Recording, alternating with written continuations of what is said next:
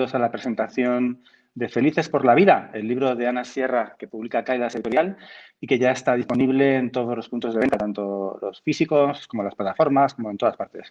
Yo me llamo Ángel Fernández Fermosella y soy el editor de Kailas. Estoy encantado de estar aquí con todos vosotros. Y en el otro lado de la pantalla veréis a Ana Sierra. Hola, Ana, buenas tardes. Hola, buenas tardes. ¿Cómo ¿Qué te tal, Ángel? encuentras? ¿Qué tal a todas las personas que estáis por ahí? Hola, personas. Hola, ¿Qué personas. tal? ¿Qué tal, Ana? ¿Todo bien? ¿Te encuentras bien? ¿Estás feliz? Sí, pues estoy un poco nerviosa, ¿eh? Fíjate. No debes estarlo, no debes estarlo. Una No, experta pero de como tú emoción, ¿no? una experta como tú en felicidad no debe estar nerviosa. No, pero sí ese poquillo de emoción, ¿no? Ah, claro, De qué guay, ¿no? De un momento claro, bonito. claro que sí, un momento muy bonito. Bueno, pues antes de hablar del libro, me gustaría hablar un poco de Ana. Ella es psicóloga y es sexóloga clínica. Es docente en varios posgrados universitarios. También es docente o algo bastante parecido cuando se dedica a humanizar empresas y colectivos. Es divulgadora y colaboradora en varios medios de comunicación escritos y audiovisuales. Y también es la mamá de Mario, ¿verdad? Eso también ocurre. ¿El Y por Draculete? supuesto, sí, y por supuesto es también la nieta de su abuela.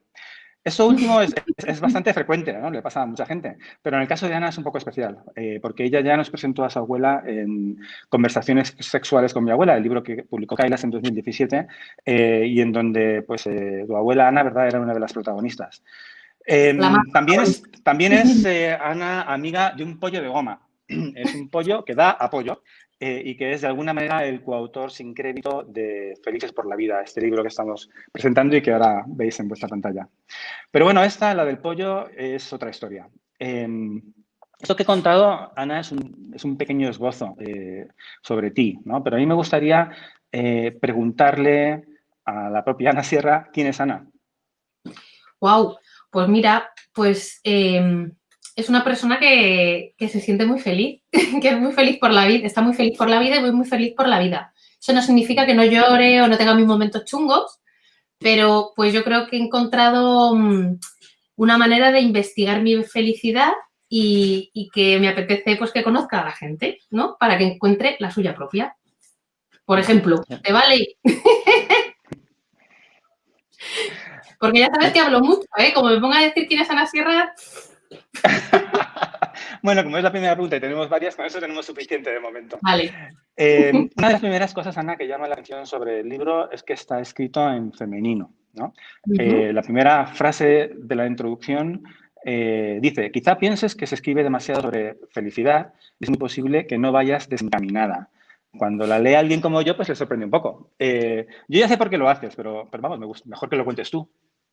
Sí, bueno, tú ya sabes que repetimos, porque en el de conversaciones sexuales con mi abuela hice un poco algo similar, que era escribir en femenino y los plurales también, o sea, femenino no singular, plural, pero no es precisamente porque esté únicamente escrito para mujeres.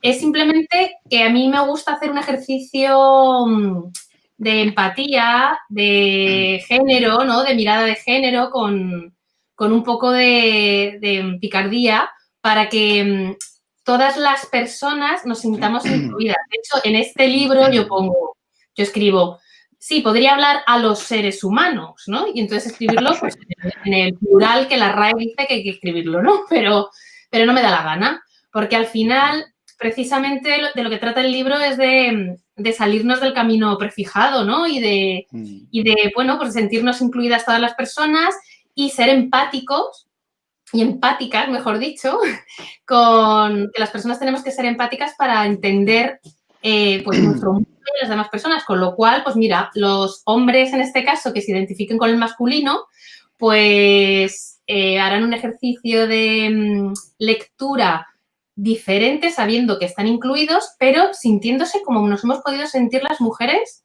en algún momento cuando hablaban del masculino.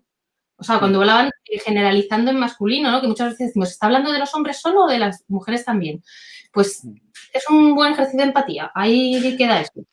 Yo creo que es un buen ejercicio para nosotros, los hombres, el leer cosas en femenino. Y también es una buena cosa, yo creo, estar en contra de la RAE de vez en cuando. O sea, esas cosas Sí, y son además buenas. es que, fíjate, utilizo el femenino porque me apetece, por supuesto, porque es mi libro yo lo he escrito como quiero, pero aparte, porque tampoco existe un lenguaje inclusivo, o sea, o un género inclusivo, que es que deberíamos construirlo, ¿no?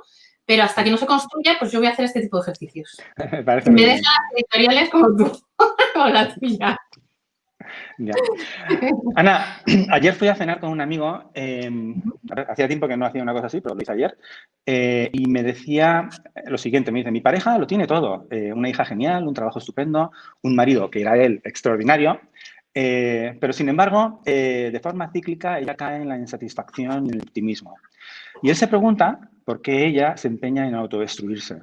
Y la verdad es que yo también. Entonces quiero preguntarte, ¿por qué nos autosaboteamos tan frecuentemente? ¿Es que quizá buscamos la perfección sin el menor sentido? Claro, es que fíjate, puede tenerlo todo, pero no apreciar nada. O que ese Mm. todo, yo lo siento por tu amigo, pero a lo mejor ella no está viendo que es tan maravilloso. Puede ser. Y aunque estuviera viendo que es tan maravilloso, lo mismo hay otras áreas de su vida que están incompletas o ella cree que necesita algo más, tiene muchas exigencias a lo mejor, o realmente no ha conectado pues, con esa esencia, esa felicidad esencia de la que yo hablo que no tiene nada que ver con lo que tengamos, sino con lo que somos. Bueno, Entonces, a lo aparte de mi mejor amigo, mira, claro, sí, aparte de mi amigo, que era un ejemplo, o sea, sí que hay mucha gente que tiende a no apreciar lo que tiene, ¿no? Aparentemente tiene mucho, pero no lo aprecia. Al final es como si no tuvieras absolutamente nada, supongo. Hay un síndrome que me interesó mucho en el libro, que es el síndrome que tú llamas el síndrome del impostor. Me gustaría que lo comentaras, ¿te parece? wow, pues mira, seguro que mucha gente que nos está escuchando le resuena, porque la verdad es que a mí me resonó muchísimo, por eso lo escribí, por eso quise que lo conociese la gente, porque yo pues he estado toda mi vida sin saber qué era hasta que lo descubrí y pensé, qué mal, ¿no? O sea, qué horror. Y significa, básicamente, tiene que ver con personas que en principio son valoradas por cómo son, por su trabajo, por su saber, su sabiduría y demás, pero que ellas mismas no son conscientes de su valía. Y en todo momento, o en todo momento no, pero bueno, tienen momentos a lo mejor de más debilidad o de más conexión con eso, sienten que en cualquier momento les van a descubrir que no son tan buenos, que no saben tanto. Y claro, tiene mucho que ver con nuestra exigencia, ¿no? Nadie puede saberlo todo. Si quieren pillarnos, nos pueden pillar. Yo cuando doy clase en las universidades, ahora que van con los portátiles y demás, tienen a San Google y cualquier cosa que digo me lo meten y me rebaten. O sea, es una locura. Claro, y digo, es que claro, al final seguro que hay mil cosas que no sabemos, ¿no? Pero esa autoexigencia y esa desconfianza, y luego ahí también entra el género, ¿no? Que yo hablo de que hay más mujeres que tienen este síndrome. Y esto tiene mucho que ver con los mensajes que nos han enviado desde pequeñas, ¿no? Si una mujer llega a alcanzar un estatus laboral, por ejemplo, o de fama o de tal, los mensajes de la sociedad es qué habrá hecho para conseguirlo. O sea, se duda de su valía intelectual, si es un trabajo intelectual, y entonces, claro, al final todo eso pues te hace sentir que no eres tan buena o que realmente estás ahí por suerte y al final la suerte no es más que preparación y oportunidad, o sea, prepararte y saber ver la oportunidad también, ¿no? Ana, Yo es no que no creo en la... está... Dime. Yo tampoco. No, iba a decir que no es tan sencillo llevarse bien con uno mismo, ¿no? Cuando tú estabas hablando ahora de que de repente temes que un día te descubran y se den cuenta de ni eres tan guapo, ni eres tan listo, ni sabes hacer las cosas tan bien, al final tiene que ver con cómo uno se ve a sí mismo, cómo uno se percibe. Y no es tan sencillo tener una buena relación con uno mismo, ¿no te parece? Yo creo que es lo más difícil que existe. Al final muchas veces perdonamos cosas a las personas que están, o sea, a las otras personas que no nos llegamos a perdonar del todo a nosotros, ¿no? O a nosotras. Y claro, depende también del grado de amor que te tengas y eso tiene que ver con la autoestima, bueno, pues esa autoexigencia que decíamos, ¿no? Y, y es que somos muchas veces nuestro peor enemigo. Al final esta mente, ¿no? Este diálogo interno puede ser muy dañino. ¿Se oye por ahí a mi niño gritar? Se le oye, pero es bonito oírlo. Es una melodía. Sí, llevarse bien con uno Está con el padre, no es que le tenga encerrado en una habitación y estoy llorando y no le hago caso, ¿eh? Llevarse bien con uno mismo no es fácil, está claro, y tiene que ver seguro la autoexigencia a la que tú aludes. Pero hablas mucho en el libro de una cosa que también me ha llamado la atención favorablemente, que hablas del autoamor o del autocuidado, como lo mencionas en algún caso. Háblanos un poco de eso, ¿en qué consiste o a qué quieres exactamente referirte con el autoamor? Mira, pues justo ese tema es una de las cosas que yo he puesto más en práctica, o sea, me he aplicado más con esto de la maternidad. Porque precisamente cuando tienes un niño, pues te descuidas. Te descuidas y cuando hablamos de descuidar siempre vamos a lo físico, ¿no? Y yo me refiero en todos los sentidos. O sea, priorizas tu hambre, o sea, priorizas el hambre del niño a tu hambre, el sueño al tuyo, o sea, todo, ¿no? O sea, al final también el físico, ¿no? La estética. Y era una de las cosas en las que yo siempre estaba diciendo, tengo que buscar espacio para mí, un momento para mí. Porque al final es como en los aviones, ¿no? Cuando te dan las instrucciones de por si pasa alguna cosita, te dicen que si vas con un bebé o con un niño o una niña, que primero te pongas a ti la mascarilla y después se la pongas a la persona que depende de ti, ¿no? Porque si no, no sirve de nada que se la pongas al bebé o al niño, luego tú no te lo pongas y te desmayes, ¿no? O lo que sea. Y yo esto como que he tratado de aplicármelo. Y es que me parece el autocuidado en todos los sentidos, también lo que pensamos, ¿no? Cuidado con lo que pensamos, porque nos lo creemos, que de eso hablo también mucho, es fundamental. El cuidarse primero a una y luego al resto de la gente. Hay que cuidar el mundo, hay que cuidar a las personas que tenemos cerca y las que tenemos también, ¿no? Pero tenemos que empezar por nosotras. Realmente es amarnos, ¿no? Y cuando hablas de eso, aludes también a que no está mal que quien quiera hacerlo, que el autoamor tenga un comienzo físico incluso, ¿no? Sí. De caricias y demás. Cosa que, dicho por una sexóloga, pues me parece lo más normal del mundo. Pero cuéntanos un poco a qué te refieres. Sí, fíjate, incluso en terapia sexual hay uno de los ejercicios que es el autoplacereado. Que ya, bueno, ya en el libro de la abuela, de mis conversaciones sexuales con mi abuela, yo hablaba del autoplacereado que hacía con mi abuela, muy interesante, que si no lo habéis leído, tenéis que leerlo. Pero, Totalmente. y fíjate, y era un libro sobre sexualidad y ahora aparece un libro sobre felicidad, porque al final estamos hablando de cosas de la vida en general y la sexualidad es vida al final. La sexualidad está en todas las áreas de nuestra vida. Y claro, cuando hablamos, por ejemplo, de masturbación o de autoerótica, siempre pensamos a lo mejor en genitales y en, pues eso, en ofrecernos un placer que llega al orgasmo y demás, ¿no? Y no necesariamente es así. El autoplacereado es precisamente conectar con todo nuestro cuerpo, activar todas las terminaciones de nuestro cuerpo y darnos cariño y sensaciones positivas, agradables y encontrarnos a gusto y sentir placer, pero en todas las partes de nuestro cuerpo, ¿no? Porque lo tenemos muchas veces dormido y como no somos conscientes de que sentimos eso, pues nos estamos perdiendo también una posibilidad de cuidarnos, ¿no? Cuando damos una caricia a alguien es porque queremos dar cariño y además es que se libera oxitocina, que es la que genera vínculos, ¿no? Con las otras personas, pues con nosotras también tenemos que generar un vínculo fuerte. Es una parte de querernos, entiendo, ¿no? Y de cuidarnos, del autocuidado. Sí, ¿no?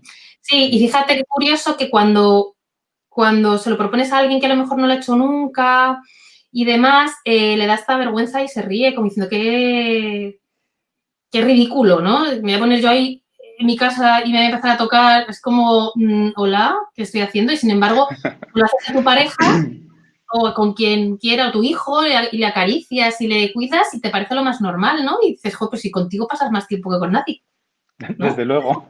De hecho, todo el tiempo. Todo. Lo que pasa es que todos no somos conscientes de esa conexión, ¿no? Muchas veces pasamos menos tiempo con nosotros, aunque estemos todo el día, que con las demás personas. O sea, estamos más fuera que dentro. Que de ahí es un poco la esencia también del libro, ¿no? De estar un poquito dentro también, ¿no? Nuestro primer hogar es este. Nuestro primer hogar es el útero, ¿no? Pero hay un momento de separación. Tenemos que construir el nuestro propio. Totalmente. En el libro, Ana, comentas que está permitido sentirse mal, preocuparse y sentir dolor. ¿Pero sirve de algo? Buah, sirve de mucho. El dolor, el malestar, la preocupación son síntomas de que algo hay que cambiar. Si no detectamos eso ni nos permitimos expresarlo, primero, si no lo expresamos, se nos queda dentro y hace pupa, mucha pupa. La medicina psicosomática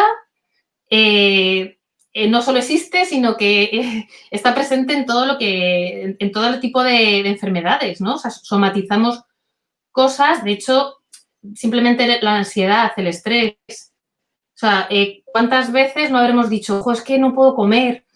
O es que tengo un dolor en el pecho, una presión en el pecho, o es que no puedo tragar, o lo que sea, o tensión, tengo la espalda súper contracturada, ¿no? O sea, somatizamos lo que no gestionamos a otro nivel, ¿no? A nivel mental, a nivel verbal, que comunicamos o que solucionamos de alguna manera. Entonces, claro, el malestar sirve para darnos pistas. Es una bofetada de, tía, espabila, que te va a pasar algo. O cambias o esto va a más. Entonces, es maravilloso, claro que es necesario y positivo que sintamos todo eso. Claro. Hay una cosa que me interesa mucho saber qué es lo que vas a contestar. ¿Es la felicidad una decisión o es una consecuencia? Es decir, ¿se decide ser feliz? A ver, parte de una decisión. A ver, es verdad que los libros de autoayuda, en este caso es un libro de autoapoyo, pero en general los libros de autoayuda siempre tenemos una idea, yo creo, errónea habrá algunos que sí se rijan por eso, pero lo del querer es poder, tenemos que entenderlo bien. Tenemos una serie de expectativas en las que ponemos nuestra felicidad y realmente no siempre son nuestra felicidad. Con lo cual es como yo quiero un chalet, por ejemplo. Y entonces no consigo un chalet porque para obtener un chalet necesito no sé qué, no sé cuántos, no sé, dinero, lo que sea, ¿no? Pero a veces no sale y no lo consigues. Y entonces, joder, pues si yo tenía la decisión de conseguir esto, ¿no? Y para mí eso era mi felicidad. Y muchas veces no lo consigues porque realmente tu felicidad no está ahí. Y es como que se nos ha metido en la cabeza que eso es nuestra felicidad porque esa felicidad nos la ha creado el entorno, nuestras creencias. O sea, está a un nivel, digamos,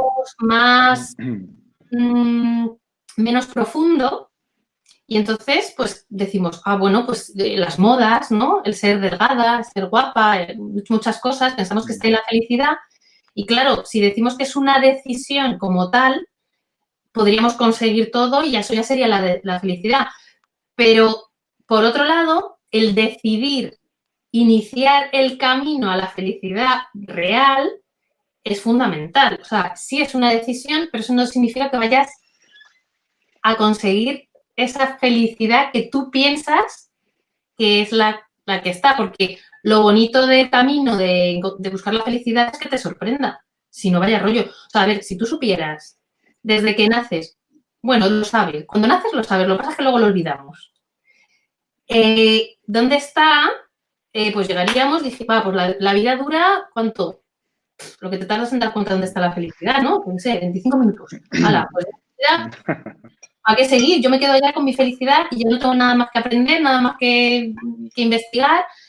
Y como ocurre en las parejas, en terapia de pareja, que vienen las parejas que llevan muchos años y ya están aburridas y tienen una rutina que no veas con su pareja, porque no innovan, no hay ninguna sorpresa y no hay nada nuevo que descubrir, aunque es mentira, creen que no hay nada más, se pueden descubrir muchas cosas.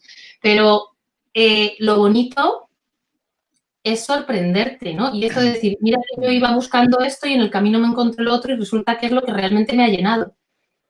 No eso primero que me... Pero sí es una decisión el empezar. Que sea una decisión... ¿Has salido? O a lo mejor es más fácil de lo que pensamos, ¿eh? También. Eso puede ser también. Al hilo de esto que estás diciendo, en el libro escribes que no hay una píldora de la felicidad, ni hay una clave mágica tampoco, ¿no? Y aseguras que no te hará feliz, y pones comillas, o sea, pongo yo comillas porque lo dices tú, el mejor coche, ni la mejor casa, ni el mejor club. Sin embargo, todos nos dejamos llevar por la aparente necesidad de mejorar en esos tres y en otros ámbitos, ¿no?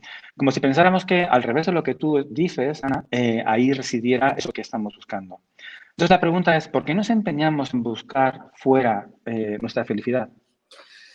Bueno, primero porque hay un bombardeo de creación de felicidades infinito. O sea, en todas partes te dicen cómo has de ser. Ahora, por ejemplo, con el tema influencers, pues son modelos a seguir y realmente la vida de esas personas no es así como muestran, ¿no? O sea, eso es lo que les da de comer, pero no, pasan otras cosas, ¿no? Y encima hay casos que hemos visto, ¿no? Que han mostrado que luego se ha descubierto la realidad de ese influencer o lo que sea, ¿no? O las relaciones cuando se muestran a veces, ¿no? Y luego en el fondo hay otras cosas que no se cuentan y demás. Entonces nos pensamos que esas personas son más felices, que vemos futbolistas millonarios y pensamos que también son más felices por eso. Y evidentemente el dinero Y no ayuda. es verdad. El Es dinero verdad, ¿no? ayuda. Cuando, mira, ahí las teorías, o sea, los estudios que hay, básicamente dicen que sí, que cuando están cubiertas, o sea, que si no están cubiertas las necesidades básicas, pues claro, evidentemente, esto de hablar de felicidad, pues cuando la gente está preocupada por comer, no va a leerse un libro y va a empezar a buscar su felicidad, porque probablemente no tenga ni para comprarse el libro, ni sepa leer, a lo mejor, ¿no? Entonces, pero ya cubierta el área de supervivencia, por así decirlo, a mí me agrada comprarme cosas, claro, me genera felicidades. Bueno, en el libro yo distingo, tú lo sabes, lo de felicidades y la felicidad en mayúsculas, ¿no? Porque al final, claro que nos genera felicidades. Al igual que a través de nuestro cuerpo conectamos con nuestro interior y no deja de ser una carcasa, que puede ser de formas muy diversas y demás, pues también el resto de los estímulos también nos genera felicidades. A mí me encanta comer chocolate o soy una adicta a las aceitunas, aquí donde me veis. Entonces, claro, yo como aceitunas y a mí me hace feliz una aceituna, ¿no? Entonces, pues dirá alguien, jo, pues qué fácil de hacer feliz. Pues no, porque a lo mejor si hubiera nacido en otro sitio del mundo, pues no hubiera probado ni las aceitunas. Yo qué sé, ¿sabes? Que no, a lo mejor no sería tan fácil hacerme feliz. Pero yo a través de esa degustación de la aceituna, pues conecto con felicidad, o sea, con mi esencia también, ¿no? Pero Yo con luego las aceitunas, no. Yo con las aceitunas no, pero con no, el ¿verdad? chocolate sí. Con el chocolate Con el chocolate sí. Yo es que soy peculiar en cuanto a, a mis felicidades, pero... Al respecto de esto que estás diciendo ahora mismo, Ana, escribes que la felicidad es un estado de plenitud interior permanente.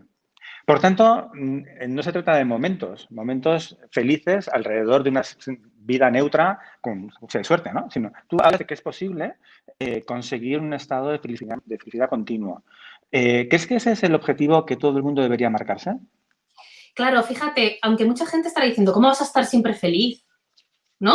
Porque confundimos, yo ahí explico cositas en el libro, con más detenimiento, ahora no lo voy a decir evidentemente, pero confundimos las emociones con la felicidad, o las emociones que denominamos positivas, aunque todas son positivas, hasta las que creemos que son negativas, las que nos generan malestar, como he dicho, son también positivas porque nos dan información.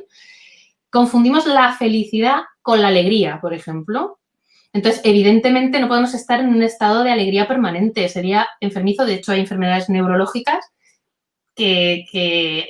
bueno, Joker, ¿no? Tenía una risa mórbida y entonces, evidentemente, eso no es sano porque hay que fluir en cuanto a las emociones, ¿no? Tenemos que experimentarlas todas.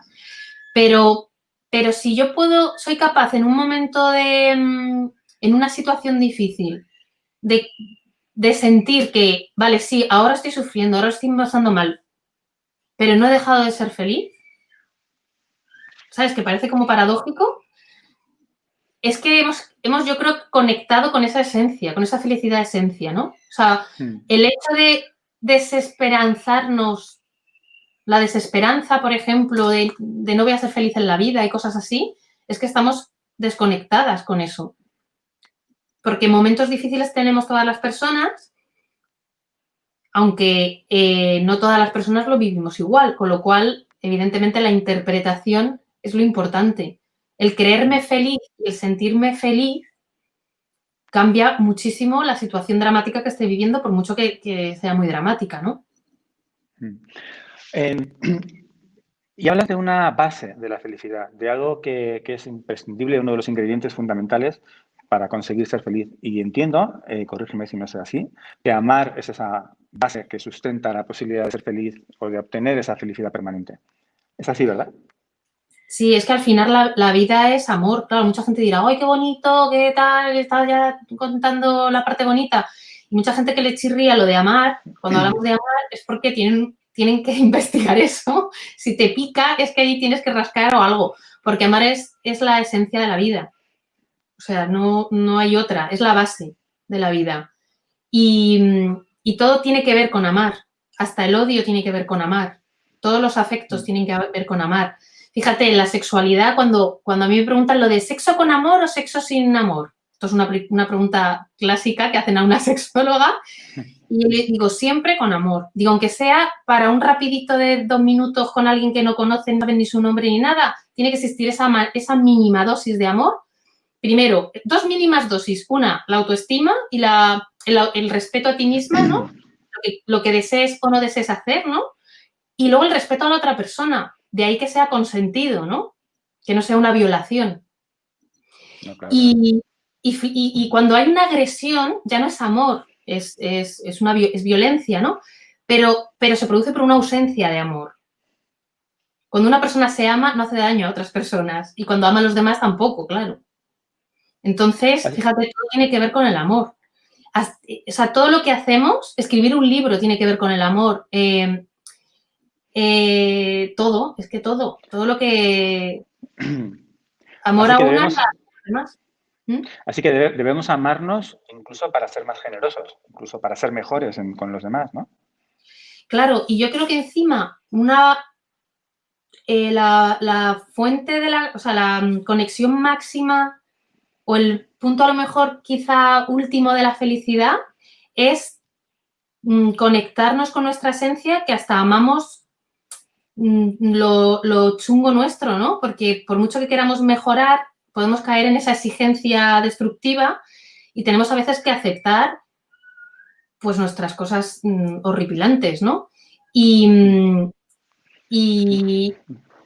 mira, esto, fíjate, lo comentaba el otro día con una paciente y me decía, pero entonces con mi pareja tengo que hacer lo mismo, ¿no? Le tengo que querer hasta sus cosas horripilantes. Y digo, hombre, primero tiene que estar quererte a ti. Y si en el quererte a ti entras aceptar lo que te da tu pareja, si respeta el quererte a ti lo que te da tu pareja, pues sí. Nunca podemos priorizar el que es que como soy así me tienes que querer como soy. Oye, no, mira, es que me estás insultando cada 2 días, me estás pegando o me estás, ¿no? Entonces, si partimos del amor a una misma, es como, mira, yo te quiero mucho, por desgracia, porque te quiero, no lo puedo evitar, pero entiendo que va en contra de mi amor hacia mí misma, porque me haces daño, porque me duele. Y a veces incluso no detectamos ni ese dolor, ¿no? Porque estamos tan focalizadas en cuidar al otro que no hemos conectado todavía con querernos y cuidarnos a nosotras, ¿no? A nosotros. Ana, y hablando de cosas horripilantes, ¿cómo hacemos compatibles los errores que cometemos en nuestras vidas, incluso los que están en el pasado, la culpabilidad o la rigidez con la felicidad? ¿Cómo podemos salir de un bucle en el cual hemos incorporado pues, demasiada culpa quizá o demasiados errores a nuestra vida y no nos permite la posibilidad de ser felices?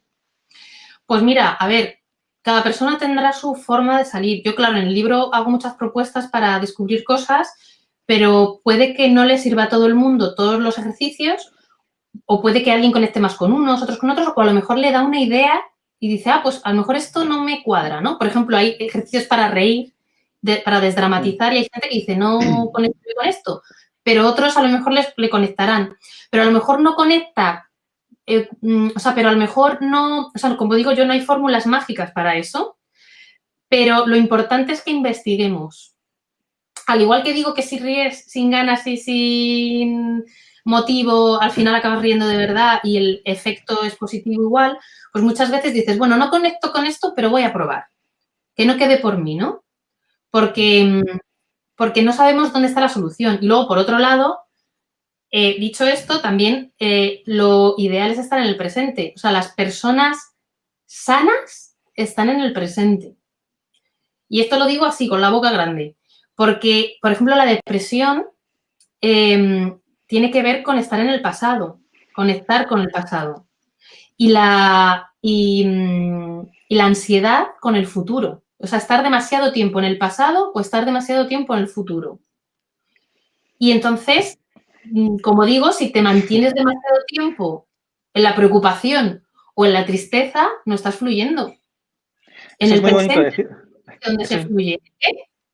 No, perdona, no, iba a decir que eso es muy bonito decirlo y lo comparto. Y es un comentario muy frecuente entre los psicólogos, pero no es tan fácil, porque el pasado es gigantesco y tiene un peso enorme y la dificultad de ver dónde va a estar en el futuro también tiene peso gigantesco, ¿no? Entonces, mantenerte en el presente creo que es una gran dificultad en la vida, ¿no te parece? Claro, y entonces ahí entra lo que estábamos hablando un poco también de los sentidos, los estímulos, las emociones, o sea, el identificar emociones, el identificar sensaciones en nuestro cuerpo. Cuando yo siento alegría, ¿dónde la siento? O sea, simplemente el pararnos y preguntarnos eso nos trae al presente, porque estamos preguntándonos en el presente. O sea, lo que yo llamo parada de pensamiento o ese autorregistro que propongo a la gente para que descubra todo esto, eso es una forma de traernos al presente y es un entrenamiento. Hoy me han entrevistado precisamente para una publicación sobre Felices por la Vida y me preguntaban básicamente que si a ser feliz se aprende. Y claro, yo le decía, sí, lo que pasa es que muchas veces entendemos aprender como que nos dan las instrucciones y ya si nos lo aprendemos de memoria, como nos ha enseñado en el cole, ¿no? A aprender de memoria, pues si cumplimos todas las normas correctamente lo conseguimos. Pues no. Por un lado, mucho mejor que no sea así, porque ahí entra el espíritu aventurero de las personas que es bueno desarrollar y la creatividad y el de, pues bueno, la capacidad de sorpresa, trabajar la frustración, muchas cosas, pero claro, es un ejercicio mucho más arduo y más más lento que si tuviéramos la fórmula mágica. Lo que pasa es que, bueno, estamos en un mundo de la, ¿cómo se dice? Del refuerzo inmediato, ¿no? O sea, yo llego a Google, quiero saber algo, me meto, Yo recuerdo en casa de mi abuela, precisamente, que tenía todos los diccionarios estos de Espasa. Cuando yo quería algo tenía que buscarlo. Y yo no tardaba poco, precisamente, y muchas veces me daba hasta pereza. Era casi el evento del día. Y luego no se te olvidaba nunca, claro, lo que habías encontrado, con lo que te había costado. Por si acaso tenías que volver a buscarlo, claro. Yo no te iba a preguntar si se aprende a ser feliz, pero sí te iba a preguntar si se entrena a ser feliz y cómo se entrena. Exacto, entrenar sí. Una vez que vas descubriendo, al final, como decíamos, el malestar te hace darte cuenta de que algo hay que cambiar. Entonces, vas buscando el bienestar. Y entonces vas cogiendo tu propia fórmula. Esto es como, en vez de seguir la receta de cocina, la vas creando tú y vas descubriendo que sabe rico, que no sabe rico, que realmente te hace feliz comer eso, que estás a gusto cocinándolo. Y entonces te vas entrenando. Si lo haces 2 días, pues a lo mejor si ya lo dejas, pues claro, otra vez tendrías que volver a descubrir por dónde ir, porque a lo mejor 4 días después, sin haberlo entrenado, ya no te apetece lo mismo porque vas cambiando. Entonces, al final es un entrenamiento para generar hábitos que te hagan sentir bien y cuando te encuentras en coherencia, o sea, estoy haciendo lo que realmente quiero, eso es estar en conexión con tu felicidad, lo que yo realmente quiero. Y eso es, Ojo, entiendo, lo que debes entrenar, ¿no? Porque estás hablando de la coherencia y a mí me ha interesado mucho en el libro cuando escribes sobre la armonía entre pensar, sentir y hacer. ujú. Creo que es un elemento muy importante a tener en cuenta. Es tremendamente importante que haya coherencia entre esos tres asuntos. Sí, tenemos una desconexión en general muy grande de esas tres áreas de nosotros, en esencia, ¿no? Y muchas veces estamos, como digo, más fuera que dentro, entonces no hacemos caso a lo que pensamos o no somos críticos tampoco con lo que pensamos, creemos que lo que pensamos es la verdad, con lo cual no tenemos una mirada crítica a nuestros pensamientos, con lo cual pues ni nos planteamos que podemos cambiar nada, ¿no? Entonces muchas veces entra esa indefensión aprendida de la depresión, por ejemplo, de haga lo que haga, no voy a cambiar nada, por lo tanto no hago nada, porque hay una desconexión total de nuestras habilidades. Yo no sé si yo no estoy conectada totalmente a esos tres puntos, pues pienso que no puedo hacer nada con mi cuerpo, aunque pueda hacerlo, o que no voy a poder conseguir sentir nada, o que no, o sea, es que ni me lo planteo. Pero precisamente lo que hablábamos antes de las felicidades, de estas cosas externas, claro que nos sirven, porque nos ayudan a conectarnos con la esencia, ¿no? Por eso tenemos que experimentar. Claro, por supuesto. También hablas, y me gustó esta parte del libro especialmente, de la diferencia entre lo que es urgente y lo que es importante. ¿Crees claro, hay que saber priorizar y clasificar bien esos dos asuntos, ¿no? ¿Crees que entre los infelices puede haber un problema relacionado con que no saben combinar esos asuntos de forma adecuada? Sí, totalmente. Porque una de las infelicidades mayores o lo que nos desconecta más con nuestra felicidad esencia es el estrés. Y ese precisamente discernir eso tiene que ver con gestionar nuestro estrés, gestionar nuestro tiempo para que entre todo lo que necesitamos que entre o deseamos que entre o que es importante que entre. Y bueno, hablo de distractores y tal. Y esto precisamente yo siempre lo llevo fatal. Porque, claro, con un síndrome de impostora, con mogollón de exigencias, perfeccionista, no sé, con mil cosas que yo misma me creía que tenía, que eran esencia, pero no lo son, pues lo gestionaba fatal. Pero cuando entra en tu vida algo que ocupa ese recuadro de importancia y urgente, como es un bebé, te das cuenta que otras cosas no eran tan urgentes ni tan importantes. Aunque también te digo que me ha costado mis frustraciones, mis lloros y mis dolores, porque al final no, o sea, tardas un tiempo en darte cuenta que nada es tan importante como pensabas. Aún así, te estoy hablando de un bebé y a lo mejor todo el mundo dice, claro, un bebé, pero otras cosas, pero realmente yo pensaba con muchas otras cosas que daba tanta importancia y que luego realmente no la tienen, es que aunque no sea por un bebé, ¿no? O sea, aunque no tengas un bebé, puedes darte cuenta y organizarte, vamos. De hecho, cuento un poco el libro cómo hacerlo, ¿no? Pero, pero no tienes por qué tener un bebé o una enfermedad o algo muy grave o muy potente para darte cuenta. Puede ser con cosas pequeñas. Ana, cuando hablamos de este libro hace ya algún tiempo, cuando era solamente un proyecto, en Kailas te contábamos que había habido dos libros que habían ayudado a mucha gente sobre el tema de la felicidad. Uno era El arte de la felicidad de Dalai Lama y otro era La ciencia de la felicidad de Ramiro Calle. Fueron dos libros que fueron importantes para mucha gente y te contamos, si recuerdas, que nos gustaría mucho saber cuáles eran tus pautas, ¿no?, al respecto de este asunto. Porque yo siempre he entendido que la gente, todo el mundo quiere ser feliz y aquellos que ya son felices quieren serlo más. Entonces, lo que me pregunto es si no hay excesiva ambición por nuestra parte, si no tenemos una ambición como de cuento de hadas y la vida realmente no es así. O sea, a lo mejor es que es imposible esa felicidad a la que aspiramos, que tanto nos gustaría tener y que incluso tú comentas en el libro que es permanente, pues no es tan verdaderamente posible, ¿no? ¿No crees que tenemos una ambición desmesurada al respecto de la cantidad de felicidad que queremos tener? Sí, la tenemos, pero... Porque Me alegra saberlo.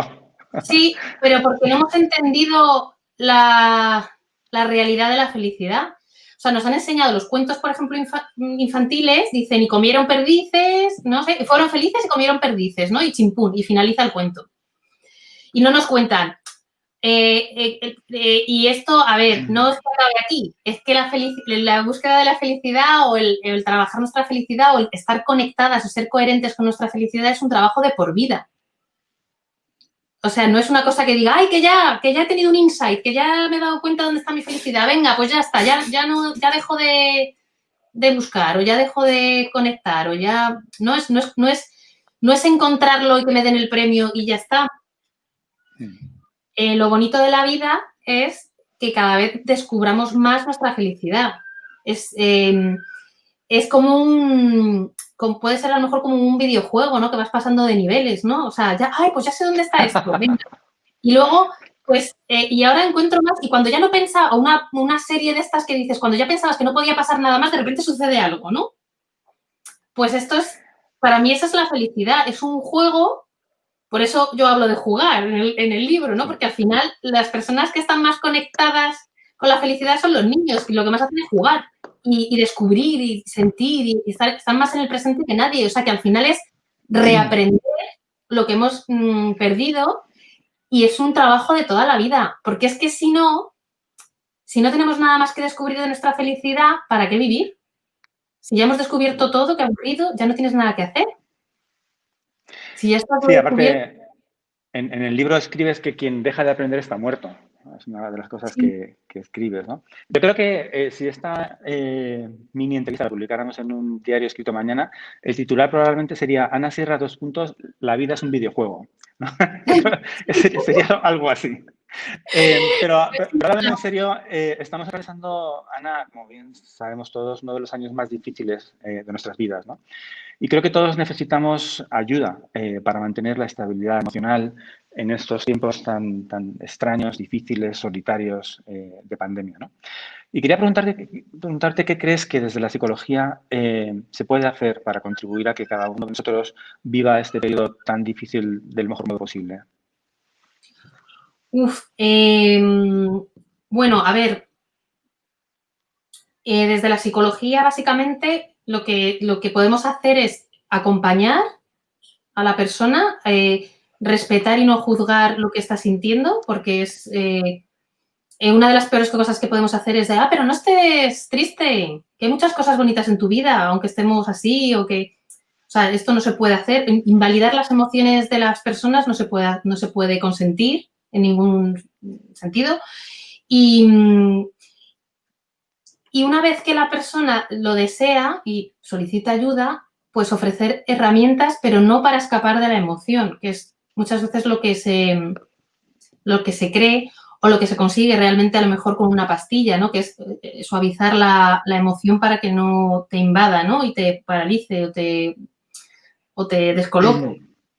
Sino precisamente recolocarlo. Yo, por ejemplo, he tenido casos durante la primera ola, durante el confinamiento, de personas que habían fallecido que habían perdido algún familiar, había fallecido alguien en su entorno, su familia, y entonces decidieron acudir a consulta, videollamada, y venían para cerrar ese duelo, para gestionar ese duelo, y se dieron cuenta que lo estaban viviendo así, muy mal, y que les había derrumbado, evidentemente porque era algo muy dramático, pero lo estaban viviendo peor, o sea, no podían gestionar ese duelo por cosas que le habían sucedido antes o cosas que no había cerrado antes que parecían de menor importancia.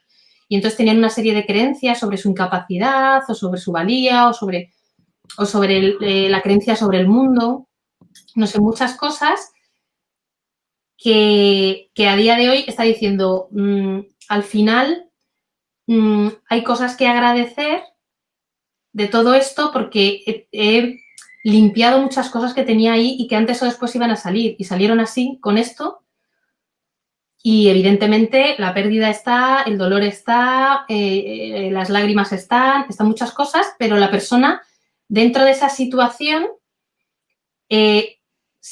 siente una coherencia con lo que, o sea, no lucha por lo que siente, se siente en calma, se siente que ha trabajado cosas, siente esa felicidad. A lo mejor no lo llama felicidad porque entendemos que la felicidad es otra cosa, pero tenemos que entender que somos más poderosas de lo que pensamos. Y a la hora de superar cosas podemos, pero no podemos exigir superarlas sin sufrirlas, porque no, eso sí que es inhumano, ¿no? Y muchas veces no se cierran heridas porque nos exigimos que se cierren ya y de una determinada manera que no es la adecuada o no es la que nos sirve a nosotras. Lo típico de, pero tío, no estés triste, te dejo la novia, no estés triste, venga, vámonos de copa. Pues no se soluciona, pero bueno, ese día te puedes reír, pero no se soluciona. O sea, no puedes decir a alguien que esté alegre cuando está triste. Hablando de cosas que no se solucionan, hay mucha gente, la gente lee mucha autoayuda, como sabes. En España no se lee demasiado, lamentablemente, pero una parte de lo que se lee es autoayuda. Y muchos de esos lectores, o muchas de esas lectoras, mientras leen esos libros les parece todo bien. Pero incluso se apuntan cosas y dicen, pues me parece muy bien, qué buena idea, tal, ¿no? Pero luego, al cabo del tiempo, pues se olvida o se tiende a olvidar todo lo leído y se regresa a los hábitos que le llevaron a consumir ese tipo de lectura. Y, por supuesto, regresa al periodo de tristeza o de fatalidad que les condujo a buscar ese libro de autoayuda, ¿no? Tú escribes que somos nuestros actos, es una de las cosas que dices en el libro. Pero lo que te quería decir es que es difícil cambiarlos. ¿Por qué no aprendemos realmente? Porque tenemos muchas resistencias. Es que, claro, los cambios suponen pérdidas. Y por algo estamos haciendo lo que estábamos haciendo antes. O sea, toda conducta, por muy agresiva que sea hacia nosotros, o por mucho que nos descuide, o nos duela, o nos genere malestar, nos ofrece un beneficio secundario que se dice, ¿no? Que es como, pues, o un placer o, por ejemplo, fumar. O hay una asociación social, hay una asociación o sea, yo, por ejemplo, yo hoy me he puesto tacones, últimamente no me pongo porque paso incluso consulta en casa, pero hoy me he hecho unas fotos y me he puesto tacones. Y yo ha sido ponerme los tacones y pintarme las uñas y me he venido arriba y he dicho, soy una diosa, ¿sabes? O sea, es como... Y fíjate que soy la misma y soy yo, igual que cuando estoy en casa con el moño y cuando estoy en pijama, ¿no? Pero hemos asociado culturalmente o en nuestro entorno determinados comportamientos con nuestras actitudes, en lugar de tener la diosa permanentemente activada y aceptar que las diosas también se tiran pedos, ¿no? Entonces, como no aceptamos que la diosa se tire pedos, cuando nos ponemos las uñas en los tacones es cuando nos sentimos diosas y cuando no, pues no somos diosas, pues no. Somos diosas y dioses en cualquier momento. Lo que pasa es que el dios también tiene derecho al descanso y a... Entonces, claro, ¿qué ocurre? Que nos parece que el hecho de entrenar la felicidad y todo es como estar siempre activo, siempre activo, siempre activo, ¿no? Que fíjate, aquí leeremos en España pocos libros de autoayuda, pero los que leen, se los leen todos. O sea, muchas veces genera como ese enganche, ¿no? Y yo te digo que conozco gente, antes de incluso escribir yo libros, tenía alumnas y alumnos que no hacían más que hacer cursos y cursos y cursos y cursos y cursos. Tenían cursitis o como sea esto, pero no ponían en práctica realmente nada. Bueno, y a mí me ha pasado, he hecho cursos y luego no los he puesto en práctica. Pero tú tienes el título y piensas que ya te tiene que hacer efecto, ¿no? O sea, tienes el nivel de Dios en vida, pero no lo pones en práctica, no te lo crees. Sí, yo a veces me compro medicamentos y creo que ya está, que no tengo que consumirlos, que con comprarlos ya estoy listo. Debe ser algo parecido. Claro, pero bueno, el efecto placebo funciona. O sea, hay gente que dice, yo ya tengo esta información y es verdad que algo de efecto hacen, ¿eh? Me refiero, ya simplemente tener la información inconscientemente, pues puede en un momento dado decir, ostras, si acabo de hacer esto sin ser consciente, ¿no? Porque como lo tengo integrado, si yo no sé que existe, no puedo hablar de ello, no puedo ponerlo en práctica. O sea, que el primer paso es saber que existe. El ansia de conocimiento está muy bien. Lo que pasa es que genera ansiedad, porque es como la de cosas que tengo que hacer, ¿no? Porque aquí Ana Sierra dice que esto está muy bien. No sé quién dice que no sé cuántos. Entonces, ¿por dónde empiezo, no? Entonces es como, bueno, pues empieza pues con lo que conectes, con lo que te haga sentir bien, con lo que pienses que va contigo, ¿no? Por ejemplo, el pollo, que está aquí conmigo. El pollo es una herramienta maravillosa para toda esa gente incrédula que venía a clases conmigo de risoterapia, no se reían, les lanzaba el pollo y les decía, venga, que os doy apoyo, y les lanzaba el pollo y se reían. Y entonces a lo mejor le decía a los amigos, te estás riendo. Pues es una manera de liberar el factor sorpresa. Bueno, te fijas que me he puesto plumas de pollo aquí. Las vemos, sí, las vemos. Sí. Está todo pensado. Con el pollo que da pollo. Ana, un amigo de la editorial y autor también nuestro, Wayne Jameson, ha preguntado antes, me ha parecido ver, por el proceso creativo que has tenido. Pregunta, ¿cómo se plantea el trabajo a la hora de escribir un libro? ¿Realizas un esquema previo? ¿Tienes una disciplina determinada? ¿Qué manías tienes? Sí, pues yo realizo 20.000 esquemas, los cambio 20.000 veces y llega un momento que estoy hasta las narices de mis esquemas y me dejo guiar por lo que me va saliendo. Hombre, tengo mi idea de lo que voy a escribir, pero, vamos, de hecho, cuando acabé el libro y os lo envié, miré lo que os había, el primer esquema que hicimos en la reunión previa a la firma del libro y tal, ¿no? Y sí tenía que ver, pero vamos, que ni en orden, habían cambiado muchas cosas, había incluido cosas nuevas, o sea, pues para mí, como las emociones, me dejo fluir, aunque hay un proceso de ansiedad organizativa que necesito para mandar a la mierda todo lo que he organizado. Porque me encanta hacer planes y cambiarlos. O sea, tengo la necesidad de control previa, pero luego en el momento digo, venga. ¿Pero en tu vida o cuando escribes libros? Yo creo que en general. Ah, sí. ¿Y es cómodo para la gente de alrededor o incómodo? Voy a llamar a un chico.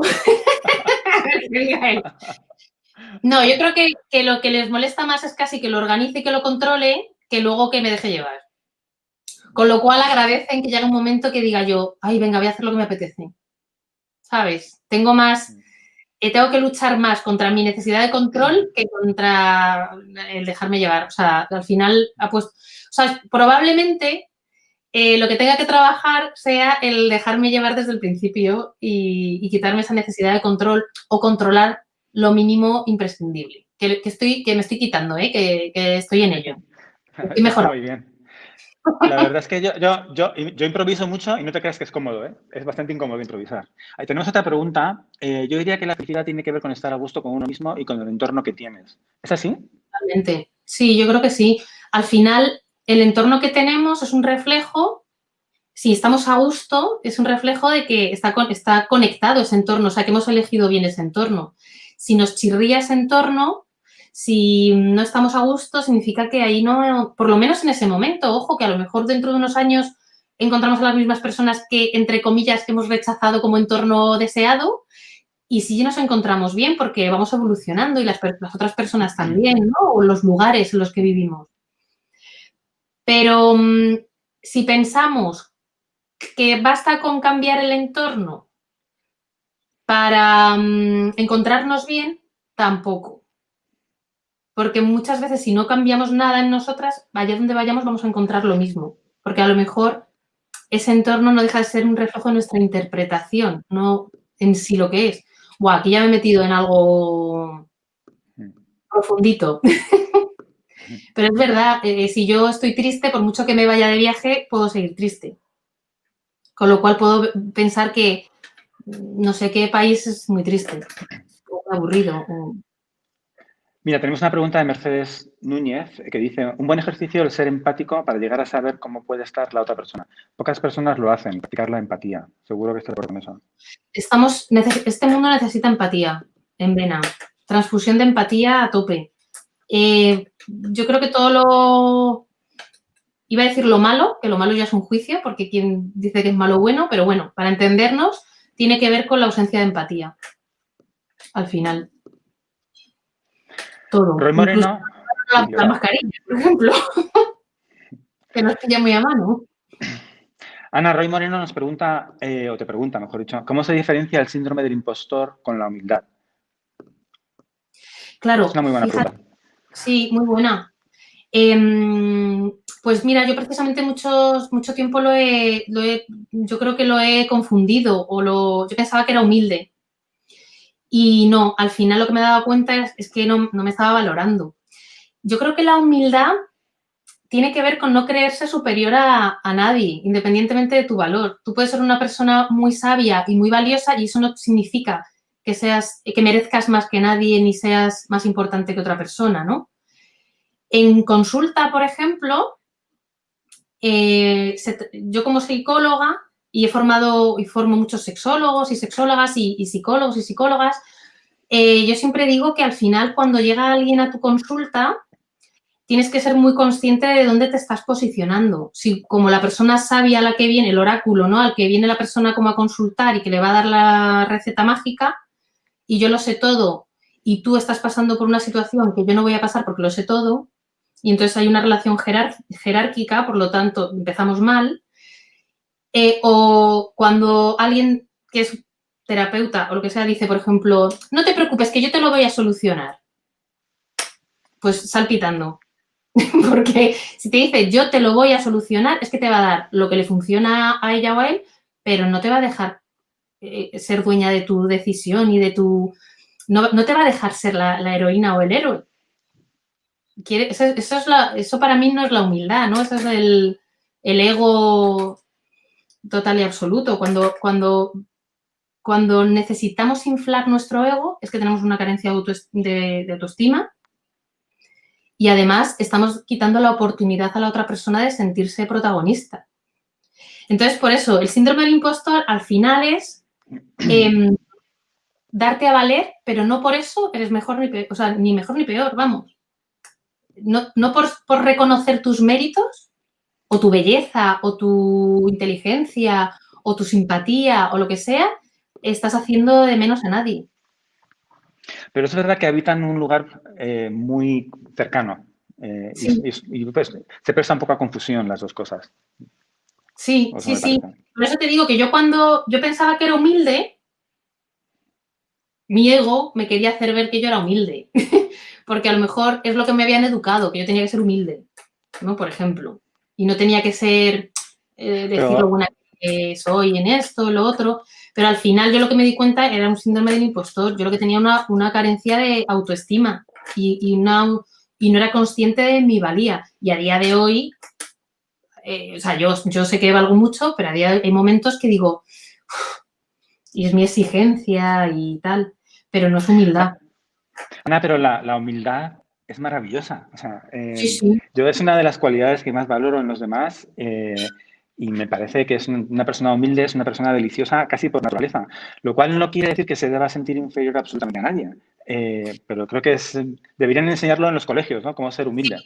Por eso, que es que yo al final, cuando me pongo delante de un paciente, por ejemplo, que parece que hay una relación jerárquica, pero realmente no la debería haber, yo trato de conectar con esa humildad, porque es muy fácil decir, yo sé lo que necesitas, es súper sencillo, pero es que no estoy haciendo ni un favor a esa persona, ni me lo estoy haciendo a mí, porque es que realmente yo no sé lo que necesita esa persona. Entonces, es un ejercicio muy bueno, es maravilloso porque te sientes muy a gusto, porque generas una relación muy bonita. Como dices tú, no es una debilidad, al contrario, es una fortaleza, la humildad. Y te posiciona en un lugar amoroso. Sí, sí, estoy de acuerdo. Ahora, reconociendo lo que vales, porque si tú no, como terapeuta, por ejemplo, no reconoces lo que vales, no podrías ayudar a la otra persona. Por lo tanto, el síndrome del impostor tiene que ver con creerse o no creerse lo que vales, pero no con la humildad. Pero saber lo que vales es una cuestión más interna, creo, ¿no? O sea, tú puedes ser humilde, saber que vales mucho y ser humilde igualmente. Sí. Rafa Nadal yo creo que es un maravilloso ejemplo de las dos cosas, ¿no? Valía, El claro. O jugador, sea, es muy o sea, Es todo lo contrario de la soberbia y, sin embargo, tiene un palmarés que es muy difícil de igualar, ¿no? Creo que teníamos otra pregunta, me ha parecido ver. Andrea Sancha pregunta, ¿podemos pensar que hay tantas felicidades como personas? Sí. De hecho, uno de los capítulos es Felices por la diversidad, ¿no? De ahí que cada persona tenga que descubrir la suya propia, porque no hay una receta. Entonces es guay, porque es algo, pues eso, como muy...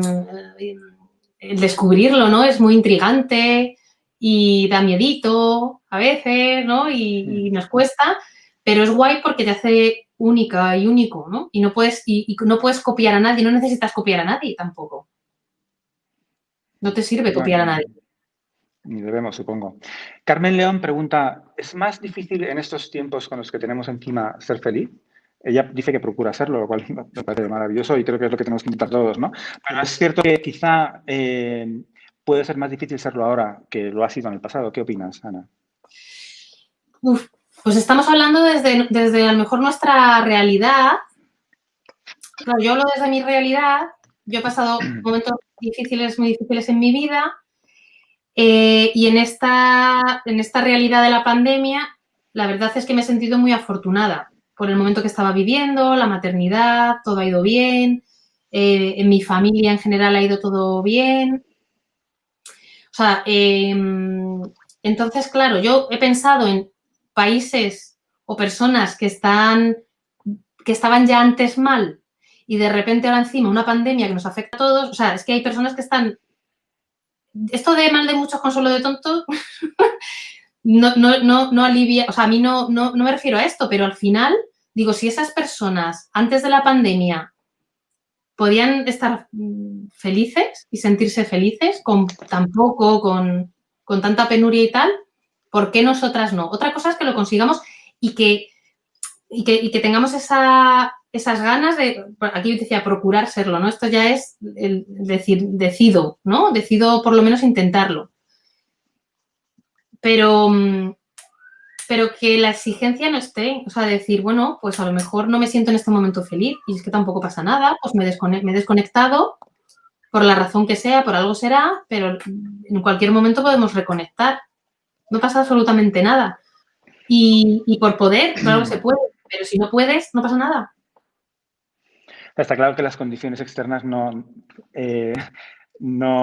favorecen una situación de felicidad, ¿no? Natacha Gómez dice que se nota que estás feliz.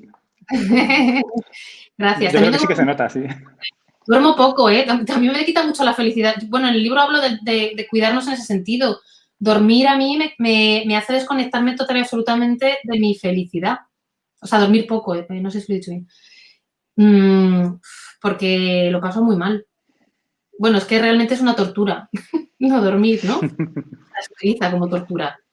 Y por eso digo que es tan importante lo de fuera también para conectar o no. Desde luego. Bueno, parece que no tenemos más preguntas. Yo tengo dos últimos comentarios que hacerte, Ana. El primero es, imagina que una de las personas que nos han estado escuchando decide ser feliz. Una persona ha tomado hoy la decisión de que quiere ser feliz, porque no lo es, ¿vale? ¿Qué le propones que haga primero? ¿Qué es lo que tiene que hacer mañana por la mañana cuando se despierte? ¿Cuál es la regla número 1 de las personas felices? Bueno, pues yo le diría que se tomase, aunque sea unos segundos, fíjate, no le digo ni minutos, para escucharse. No solo con los oídos, sino escuchar sus pensamientos, cómo está su cuerpo, hacerse como un escaneo mental y darse cuenta de cómo se suele levantar, cómo se suele despertar, si le gusta cómo se despierta. O sea, un poco como observarse un poco para ver si le mola lo que está haciendo o lo que hay ahí o no le mola. Y si no le mola, pues que empiece a escucharse por partes, ¿no? Pues sus pensamientos, venga, ¿qué detrás de o mi cuerpo, ¿no? ¿Qué me duele? ¿Qué detrás de este dolor? Que cuando pienso tal cosa se activa tal emoción, ¿no? Bueno, es más o menos lo que pongo en el libro. Pero al final lo primero, yo diría escucharse. Y una vez que se escucha y que decide cambiar lo que sea, generar algún cambio para ver si se siente mejor, porque hay malestar, por ejemplo, que crea que es capaz. Que es capaz de lo que necesite. Y muchas veces pensará que necesita algo y que no va a ser eso. Pero no pasa nada. Hay que tener capacidad de frustración y a veces se gana y a veces se pierde y la pérdida no es negativa. En este caso es simplemente la oportunidad de buscar otro camino y jugar por otro lado. Con lo cual, infinitas formas de juego son bienvenidas. Luego, que no tema avanzar, porque muchas veces cuando ya nos hemos escuchado, ya confiamos en nosotras y tal, es como, pero no lo materializo, no lo pongo en práctica, no actúo, no hago cosas concretas, no salgo a la calle a buscar no sé qué, no digo la palabra que tengo que decir. Y luego que juegue, como he dicho, que juegue y que ya creo que lo he dicho antes, ¿no? Que acepte todo lo que vaya encontrando. Sí, porque la vida es un videojuego. La vida es un videojuego. La vida es un videojuego. Claro. El titular. Me gusta el titular. Muy bien. Por último, Ana, bueno, tenemos una pregunta más de Lidia Méndez que pregunta, ¿no sería bueno que en la escuela se hablara sobre qué es la felicidad? Pues sí, y que sobre todo se hablase con este toque de diversidad, ¿no? De decir, no podemos deciros qué es la diversidad porque la vais a tener que descubrir y es algo que nos puede generar temor, pero es maravilloso. Es la vida, es realmente vivir. Mira, hay una de las cosas que yo creo que al final lo puse en el libro, que era mi madre cuando yo estuve en una época que lo pasaba muy mal y tal. Y claro, le contaba cosas de lloros y tristezas y malestares, ¿no? Y me decía, hija, pero estás viviendo, estás sintiendo, estás viviendo.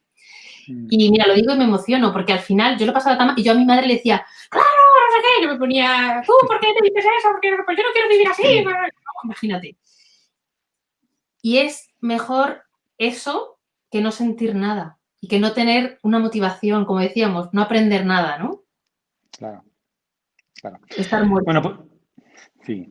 Por último, Ana, ¿no crees que es posible que en realidad seamos inmensamente felices y que no nos estemos dando cuenta? Sí. ¿Cómo se nota que tú has leído el libro? O sea, es perfectamente posible eso. Claro, es que la felicidad está y está esperando a que la descubramos. Vamos felices por la vida sin ser conscientes porque no somos coherentes, no estamos en conexión. Tenemos que poner los cables. Ha habido un fallo de cables con no sé qué espacial, ¿no? Pues hay veces que los conectamos al revés y nos falla la conexión y hace ¡uii! ¡Pum! Pues nos pasa a nosotras también. Nos conectamos los cables a veces donde no se debe. Pensamos que está el cable conectado bien, pero no. Pero vamos felices, lo que pasa es que no somos conscientes. Al igual que a veces nos sentimos muy feas y vamos realmente muy guapas, que esto es un clásico, ¿no? Tú sales un día y dices, hoy no me he arreglado, hoy no me he pintado, hoy no me he hecho nada, y joder, cómo ligas, ¿no? A mí no me ha pasado, pero bueno, me alegra saberlo. No, ya te pasará, ya te pasará. Pero me refiero que muchas veces pensamos que no somos guapas por no llevar las uñas pintadas. Y lo somos, ¿no? Pues con la felicidad ocurre lo mismo. No nos sentimos felices porque pensamos que la felicidad es otra cosa y a eso que es nuestra felicidad, pues no le estamos haciendo ni caso. Claro. Bueno, Ana, pues nada más. Creo que tu libro es un libro extraordinario. Creo que ayuda de un modo importante o puede ayudar a mucha gente a esos cables que pueden estar mal colocados a ponerlos en el lugar correcto. Por supuesto que no es tan simple como eso, pero desde luego es un comienzo y es un comienzo importante. Y quiero darte las gracias por tu esfuerzo y por tu talento al haber escrito este libro en el que nosotros confiamos mucho y creo que va a tener la repercusión que merece. Nos encanta tenerte como autora en nuestra casa. Y quiero también agradecer a todas las personas que han participado en este encuentro. Muchas gracias a todos, chicos, los que habéis preguntado y los que no. Y nada más, pues buenas noches a todos. Un beso, Ana. Nos vemos pronto y muchas felicidades por el libro. Pues muchísimas gracias y bueno, a la editorial, a Kailas, en general, a ti, a Íñigo, a todas las personas, que muchísimas gracias, porque realmente me habéis ayudado mucho también a hacer este libro, porque me pillo en una época difícil, no solo por la pandemia, que también ha estado presente, sino por el tema de la maternidad y tal.